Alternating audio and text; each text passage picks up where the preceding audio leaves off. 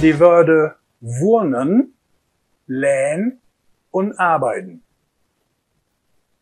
Wohnen. Ich wohn. Du wohnst. He wohnt. Sie wohnt.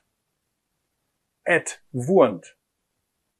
Wie wohnt. He wohnt. Sie wohnt. Län.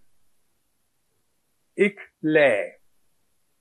Du läs. He lädt. Sie lädt. Et lädt. Wie lädt. He lädt. Sie lädt. Arbeiten. Ich arbeite. Du arbeitest. He arbeitet. Sie arbeitet. Et arbeitet.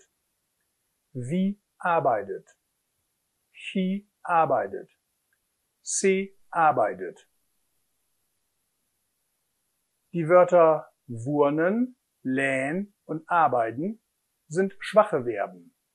Sie verändern ihren Wortstamm beim Konjugieren nicht.